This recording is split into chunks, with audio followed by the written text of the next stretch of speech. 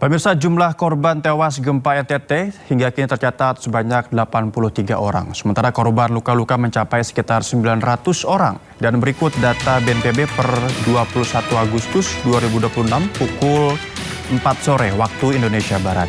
Korban tewas tercatat 83 orang, korban luka 986 orang, dan pengungsi mencapai 110.785 orang.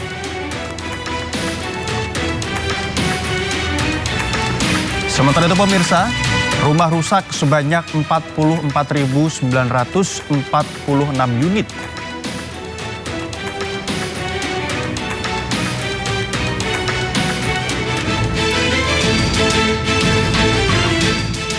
Ratusan warga di Kecamatan Talibura, Kabupaten Sika, Nusa Tenggara Timur bertahan di kebun-kebun warga dan tidak berani kembali ke rumah karena takut gempa susulan. Warga memutuskan untuk mengungsi ke kebun karena rumah mereka berada di pesisir pantai. Warga menempati tenda darurat, tidur beralaskan tikar dan kardus bekas. Selama ini untuk kebutuhan makanan, warga kembali ke kampung untuk mengambil bahan makanan dan dimasak di kebun. Kami masih takut. Masih trauma. Iya. Mama, untuk kebutuhan ini mama mereka butuhkan sekarang apa? Makanan, minuman, obat, popok anak-anak. Warga yang memilih bertahan di bukit dan kebun bukan tanpa alasan. Gempa yang mengguncang NTT beberapa waktu lalu telah meninggalkan trauma mendalam. Namun mereka yang bertahan dengan kondisi seadanya tetap berharap ada bantuan dan perhatian dari pemerintah. Dari Sika, Nusa Tenggara Timur, Joni Nura, iNews melaporkan. Tim SAR gabungan dikerahkan mengevakuasi jenazah relawan kemanusiaan yang gugur saat membantu penanganan jenazah pasca gempa NTT.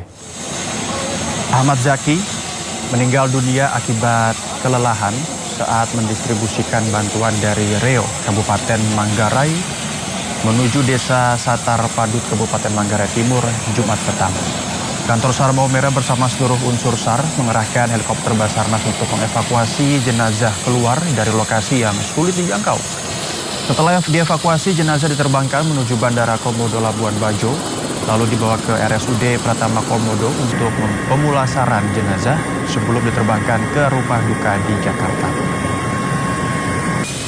Bela sungkawa yang mendalam terhadap keluarga korban, di mana korban adalah relawan kemanusiaan. Pada saat kejadian yang bersangkutan dalam rangka pendistribusian logistik dari Reo menuju ke Lambaleda. Kemudian di perjalanan dia merasa kondisinya kurang baik, sehingga memerintahkan untuk pada rekannya menghentikan kendaraan logistik tersebut, dibantu karena untuk melepaskan jaket maupun helm. Dalam kondisi tersebut rekannya membantu, namun korban tidak sadarkan diri dan dibawa ke puskesmas terdekat, yaitu di Dempak. Pada saat pemeriksaan dari dokter di Dempak, korban dinyatakan meninggal dunia. Menteri Perdagangan Budi Santoso pastikan pemerintah menjaga kelancaran pasokan dan distribusi bahan kebutuhan pokok ke wilayah terdampak gempa bumi di Nusa Tenggara Timur. Budi mengungkapkan pihaknya telah melakukan identifikasi lapangan terhadap sejumlah sarana perdagangan di NTT. Salah satu temuan utamanya adalah kerusakan. Selain fokus pada perbaikan sarana, Budi menegaskan prioritas utama saat ini adalah memastikan arus barang ke NTT tidak terganggu. Kemendak telah berkoordinasi dengan distributor dari daerah penyangga untuk mengirimkan pasokan ke NTT. Budi ingin memastikan pasokan barang-barang ke NTT berjalan dengan baik dan sudah koordinasi dengan dinas dan distributor pemasok di luar NTT seperti dari NTB atau Jawa Timur. Kita ingin memastikan bahwa pasokan barang-barang NTT berjalan dengan baik. Nah, kita sudah koordinasi dengan dinas dan distributor pemasok di luar NTT. Ya, jadi misalnya NTB atau Jawa Timur. Selain itu, pemirsa, Menteri Pertanian Andi Amran Sulaiman memastikan kebutuhan pangan masyarakat korban gempa Nusa Tenggara Timur aman dengan stok mencukupi hingga setahun ke depan. Bersama jajaran terkait, Kementerian Pertanian melepas truk bantuan berisi beras, minyak goreng, mie instan, gula, dan kebutuhan pangan lainnya menuju titik-titik terdampak. Menteri Amran menjelaskan stok beras di Nusa Tenggara Timur yang mencapai sekitar 39.000 ton dinilai sangat mencukupi untuk memenuhi kebutuhan sekitar 34.000 pengungsi. Bahkan bisa mencukupi hingga 1 tahun ke depan. Saat meninjau langsung lokasi terdampak di NTT, Mentan Amran menegaskan bantuan pangan harus bergerak cepat dan tidak boleh terhambat proses administrasi. Mentan Amran menegaskan bahwa dalam kondisi bencana, faktor kemanusiaan harus menjadi prioritas. Oleh sebab itu, pemerintah daerah diminta tidak ragu mengajukan kebutuhan masyarakat dan bantuan dapat segera dikeluarkan tanpa menunggu proses administrasi yang panjang. Kami turun ke titik bencana tadi, kami melihat langsung, bahkan ada minta 20 ton, kami berikan 200 ton. Jadi insya Allah aman. Kami hitung 34.000 pengungsi. Ya, kebutuhan berasnya itu dihitung 300 ton per bulan. 300 ton, stok kita di sini 39.000 ton. Jadi nggak ada masalah. Berasnya sampai 1 tahun aman. Sebagai bentuk kepedulian terhadap masyarakat terdampak gempa bumi di NTT, Kodam Jaya mengirim bantuan kemanusiaan melalui posko bencana di Lanut Halim Perdana Kusuma. Bantuan dihimpun Kodam Jaya sebagai bentuk solidaritas dan kepedulian terhadap masyarakat terdampak gempa di NTT. Bantuan dalam bentuk beras, mie instan, makanan siap saji, sarden, gula pasir, minyak goreng, biskuit hingga susu. Di luar itu, Kodam Jaya juga memberikan bantuan pembalut, popok bayi, sabun selimut, pakaian, terpal alas, serta obat-obatan. Menurut Pangdam Jaya, Jayakarta Letjen TNI Dedi Suryadi, bantuan diharapkan dapat meringankan beban warga terdampak gempa di NTT. Kodam Jaya berkomitmen selalu hadir bersama masyarakat bantuan dari Jakarta untuk NTT, membawa pesan semangat kemanusiaan dan gotong royong selalu menyatukan bangsa.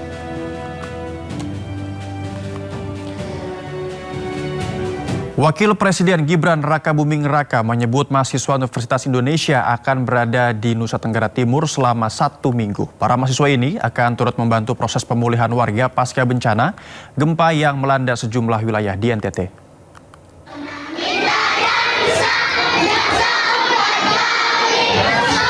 Sejumlah mahasiswa yang diajak Gibran saat meninjau kondisi pasca bencana di Nusa Tenggara Timur disebut akan memberikan bantuan psikologis bagi anak-anak terdampak gempa.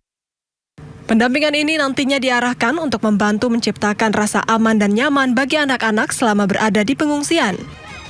Kehadiran mahasiswa ini diharapkan bisa memberikan ruang bagi anak-anak untuk mengekspresikan perasaan dan pengalaman mereka tanpa takut dibayangi peristiwa bencana. Dalam keterangan tertulisnya, Gibran menyebut para mahasiswa ini akan bertahan selama 1 minggu. Pemerintah memastikan proses pemulihan di NTT terus berjalan dengan melibatkan berbagai pihak termasuk kalangan mahasiswa. Tim Liputan iNews melaporkan.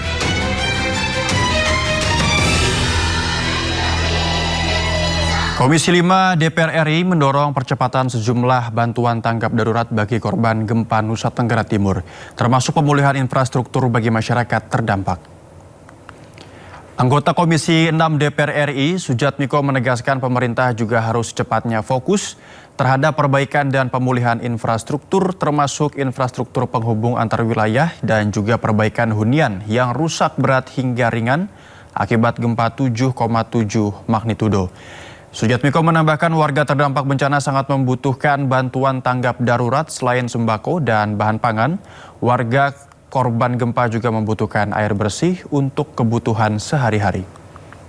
Yang pertama tadi pusat pemerintahan itu harus ditangani. Yang kedua hunian sementara. Ya, hunian sementara ini harus dibuat sesegera mungkin seperti itu. Jadi tidak bisa berlama-lama di tenda, ya kan. Sekarang banyak sekali masyarakat yang di tenda. Tapi hunian sementara ini dari Kementerian PKP sudah menyiapkan dan Kementerian PU juga sudah menyiapkan. Setelah itu baru nanti hunian tetap yang akan dibangun oleh Kementerian PKP.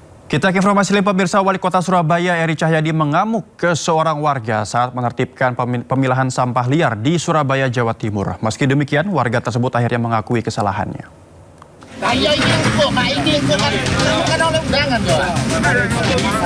Wali Kota Surabaya Eri Cahyadi cekcok dengan seorang warga saat menertibkan pemilahan sampah liar di kawasan Keputih, Surabaya, Jawa Timur.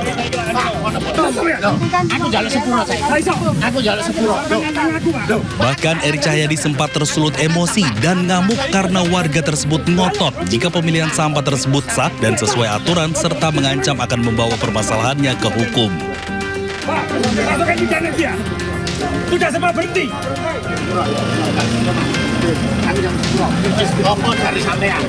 Meski demikian, warga tersebut akhirnya mengakui kesalahannya dan bersedia membersihkan serta menghentikan pemilahan sampah liar miliknya. Apa yang menimbulkan masalah, maka tidak bisa, harus ditarik. Dan di situ akhirnya mengatakan ini tanah. Setelah saya sampaikan, ini terkait pidana kalau sampah. Ternyata dia mengatakan bahwa saya selesaikan dalam 1 hari selesai. Wah, ya saya mohon maaf, namanya manusia, langsung saya bilang, wah kalau begitu selesaikan, kalau tidak saya masukkan penjara. Penertiban pemilahan sampah liar ini berawal dari laporan warga yang menyebut adanya pencemaran bau maupun udara akibat aktivitas tersebut. Dari Surabaya, Jawa Timur, Yuda Prawira, iNews melaporkan. Memasuki hari ke-11, petugas gabungan masih bertahan di lokasi kebakaran tempat pembuangan akhir Ciniruh di Kuningan, Jawa Barat. Pola penanganan pemetaan drone thermal membuat kobaran api berangsur padam, meski asap pekat masih mengepung lokasi. Kobaran api nyaris meludeskan TPA di Desa Ciniruh, Kecamatan Jalaksana, Kuningan berangsur padam. Pada hari ke-11, kobaran api sudah berhasil dipadamkan. Namun asap pekat masih menyelimuti sebagian gunungan sampah seluas 5,5 hektar persegi. Suhu panas berada di atas 80 derajat Celcius, turun hingga 60 derajat Celcius. Dan hingga kini Dinas Lingkungan Hidup belum dapat mengungkap pemicu kebakaran hebat TPA Ciniruh. Banyaknya sampah kering disertai angin kencang membuat kobaran api cepat membesar dan menyebar ke gunungan sampah. 11 hari pemadaman mengakibatkan banyak petugas pemadam kebakaran kelelahan dan mengalami gangguan kesehatan. Dan sejauh ini tidak ada laporan terkait gangguan kesehatan pada warga.